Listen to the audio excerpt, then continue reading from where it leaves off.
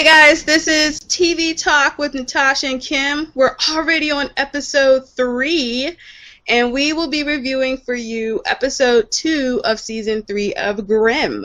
So, Kim, say hello. Hi, everybody. And Kim will be doing the review, and then we'll talk about what we liked and didn't like about the episode. So, Kim, take it away. Okay, guys, I'm going to do a little recap for you about what happened. So, the last episode of Grimm, it basically ended with Nick running through the woods in an all mess the heap, angry, me Hulk smash type of attitude going on there. So, we picked back up with that.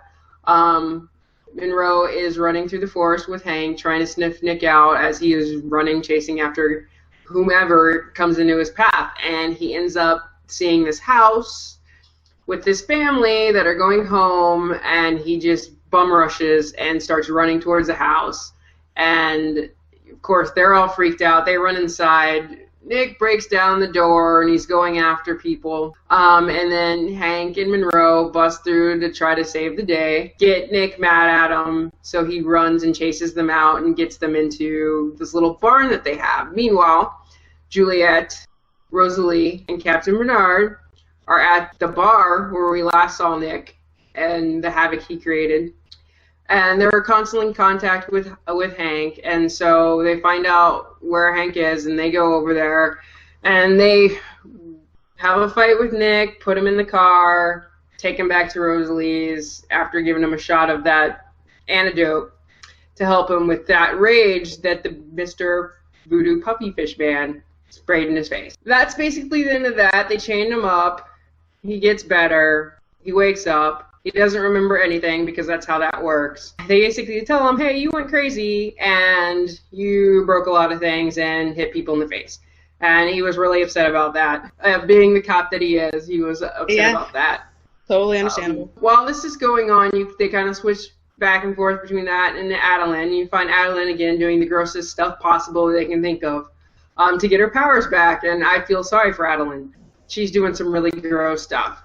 And she's pregnant, so I don't know how she doesn't throw up. We left Adeline off with gathering a bunch of flowers, a bunch of dead flowers in a field. So they start this episode with her carrying these flowers, and the gypsy ladies all like put them inside the body that we mutilated. And she does that, and then she's like sew up the body, and I was like, that's just disgusting. It was like the nastiest thing ever. And then she's done sewing it up, and the lady cuts it back open. And I would have been mad. I'd have been like, I don't even know. First of all, I don't know how to sew. I don't know how to sew, so I'm not doing that. And if I managed to sew it up and she just cut it back open, I'd be like, I'm going home. No, that was a slap in the face, and I felt bad for her. And she had to pour all this blood and goo into a jar, and it was disgusting. We're going to the next scene now. Captain Bernard. Captain Bernard is smart. Don't you think he's smart? I never would have thought of going into there and getting like the video like, at the bar that video recorded Nick beating up the place. Like, I just wouldn't have thought about it. And he wore gloves and made it look like an accident. And took the camera footage, so there's nothing to implicate Nick, and that was smart. And I wouldn't have thought about that, but he did because he's the captain. So. That's a little bit that's going on with him. He gets also a text message saying it's done. Check the news online, and he goes online. He sees that his brother's car blew up, and his brother is supposedly dead. I do the air quotes because is anybody ever really dead?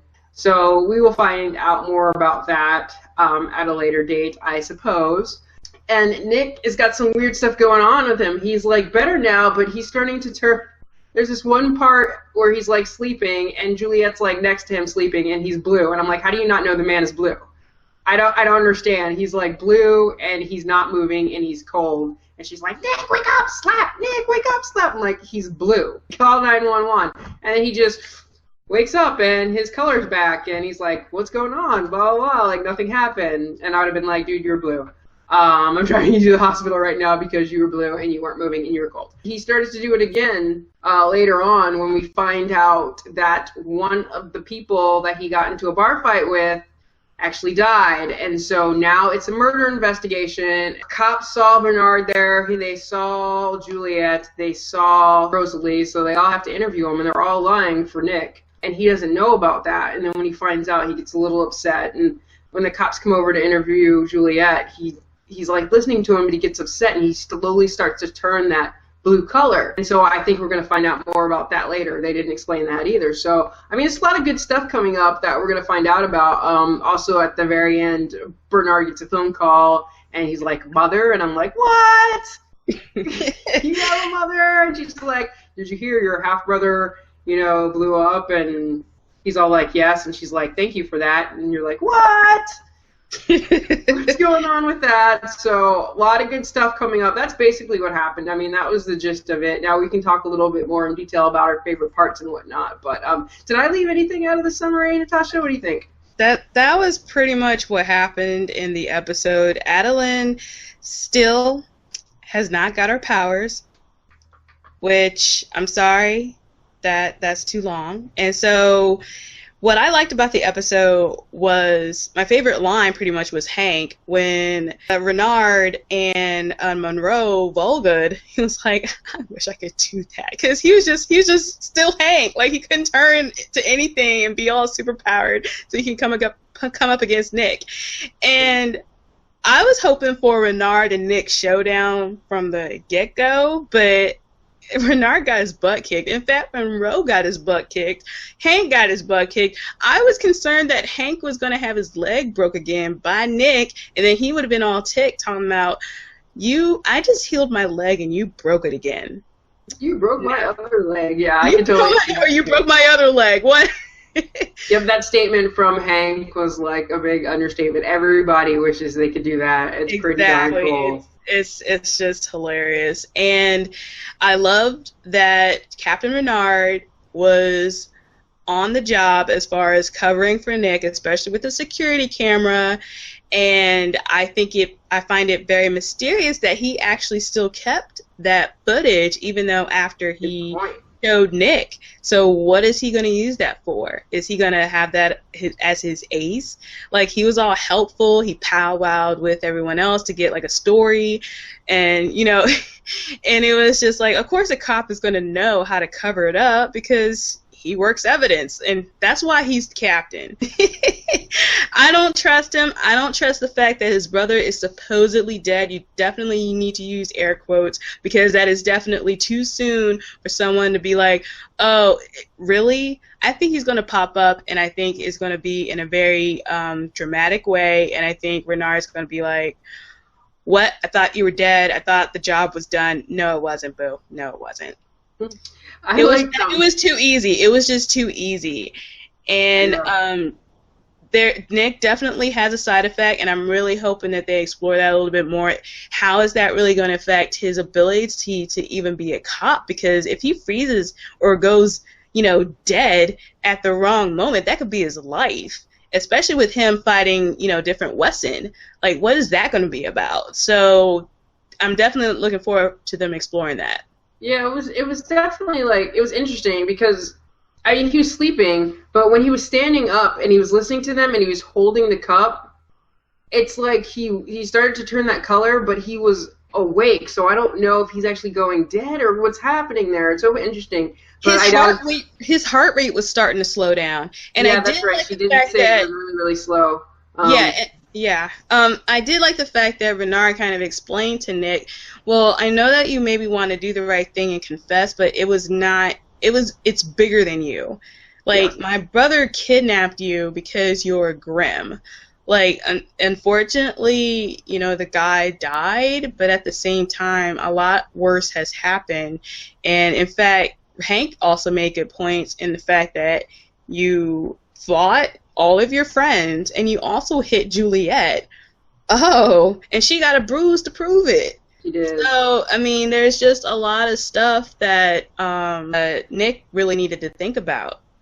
Yeah, and I think, I mean, if anybody, first of all, I was watching the hits Nick was taking. One, he got hit in the head with a safe. Two, he got hit by a big 2x4, like he got hit by it with a big block of wood. And three, they hit him with a shovel. So it's it's no surprise that he's a little off, because that would kill somebody 10 times over. And I like the fact when he woke up, he says, I kind of hurt everywhere. Yeah, you do. I liked how Captain Renard showed him the video, and it was like, you would have been dead. He had a knife, and he was swinging at you, so...